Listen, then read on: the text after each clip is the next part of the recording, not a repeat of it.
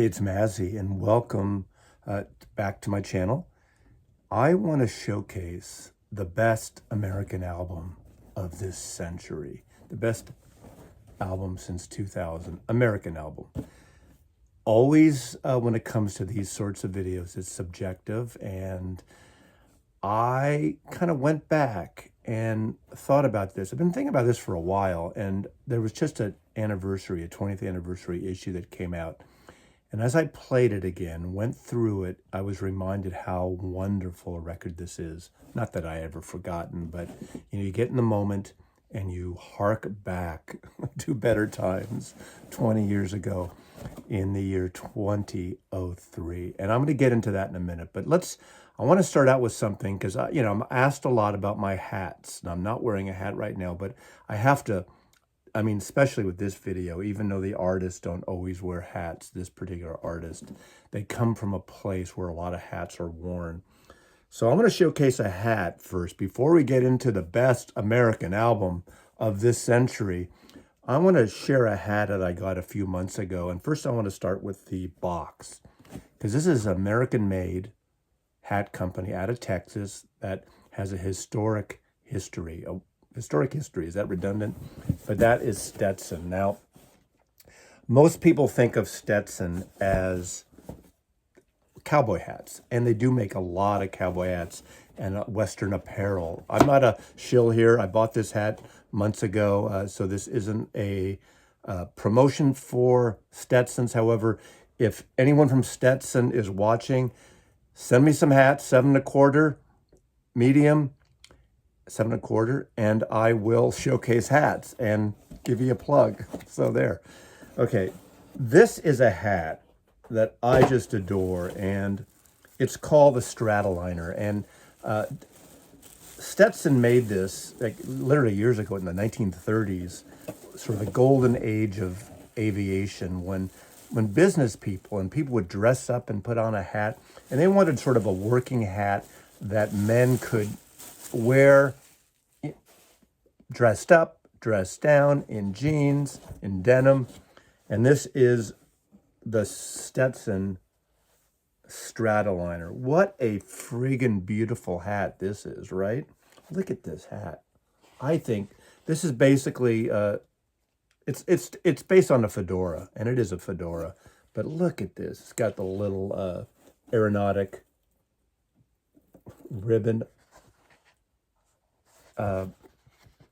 pin on the side there. This is so beautiful. This color is natural. So again, if you go to their site, this particular one is natural. I wanted sort of a light colored hat of my Stetsons, but it is a bigger brim. The crown is a nice size, not too elongated, got a little Western feel to it, but not totally cowboy. And I just think it's a gorgeous hat. So there you go. There's your hat intro. I want to showcase this record. And of course, there are other contenders, and there are other genres. It's not a jazz album. It's not a rap album. It's not a country album per se, but it crosses over into that kind of independent thing, which is a catch-all, really, Americana. It's the Americana of American music from Tucson, Arizona, Calexico. And this album is Feast of Wire. This is the 20th anniversary edition. I will jump in on that in a minute. This is the main record is on 245 RPM. I know a lot of you saying, I don't like the 45 thing. That's fine. You can find a copy of it. I think it's still in print as the normal 33. But this was a special album when this came out in 2003. This was Calexico's fourth album. They're out of Tucson. They're a mix of Americana. Americana, again, is that catch-all thing. A little bit of country, a little bit of rock and roll, a little bit of Mexicali, Tejana music, that border town, cross American Mexico genre. They have a lot of, their records are very expansive in ways, very cinematic, very spaghetti Western type of thematic feels. Even some jazz thrown in, though, especially on this album. This is their fourth album. that really brought everything together from their earlier albums, which were great. But this is the one. And even since, I don't think they've even equaled this to this day. Calexico, Feast of Wire. I got this album on CD when it came out right here. Here's the original cover. It's been kind of revised, updated a little bit. It's got a beautiful sort of spot varnish and embossed type. Joey Burns and John Convertino are the two main protagonists in this band. They come out of this great thing that was happening in the Southwest out of Tucson and the general area down there with Big Sand and the band The Friends of Dean Martinez, these kind of offshoot projects. And they together put this together. And it's a lot of different musicians. I've probably seen them a half a dozen times in Seattle and San Francisco. And they're just a wonderful, wonderful group of musicians. And again, they have this really wonderful Southwestern sound that is epic, is a word for this album. Not epic in terms of good, but again, this is widescreen cinematic music. Before I get into this album, I think something I suggest you all watch from 2004 is this DVD. I don't know if it's available anywhere else streaming, but this is Calexico World Drifts In, live at the Barbican in London. This is one of the best concert films I've seen, and just the whole sort of mini orchestration within it of the mariachi type trumpets and the arrangements are just really beautiful on here. Acoustic guitar, nylon string guitar, pedal steel guitar. There's a certain surrealness to some of the songs, which I'll mention when we get into the album, but I highly recommend this disc, World Drifts In, this DVD, this concert film. Again, that's a concert just that came out a year after this album was released. And I do want to mention in 2004, this EP, this is Convict Pool, because there's a song on here, which I'll get to, one song in particular, that is included as an extra on this record. The first two LPs cover the entire main record, and this is on double 45 RPM. The sound is great. I don't know if this was a digital recording to begin with, but the sound on this is full, it's rich. There's enough bass. The bass is beautiful. A lot of sort of acoustic bass on this, and it's really a stunningly beautiful recording. Now, my pressings were pristine, no blips and blops and weird shit, but it's just a lovely, lovely record. There's a couple extra songs, but one in particular which makes up, which is on side 4 on this, the fourth of the main record, the main double 45 from Feast of Wire, is Alone Again, or the great, wonderful song with those great Mexicali trumpets that the group Love did on their album, their wonderful classic album. They do it justice. They just hit it. They're tight. They're cool. The arrangement is beautiful. It's very faithful to the original, but it's something that I think, will bring you back to some remembrance if you know that great Love album, Alone Again, or they do a wonderful version. Again, that was on the CD EP.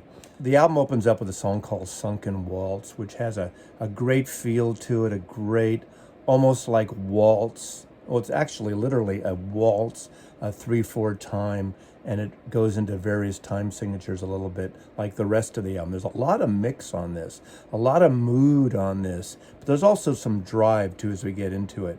Quattro World Drifts In is a great song, Stucco, and Black Heart.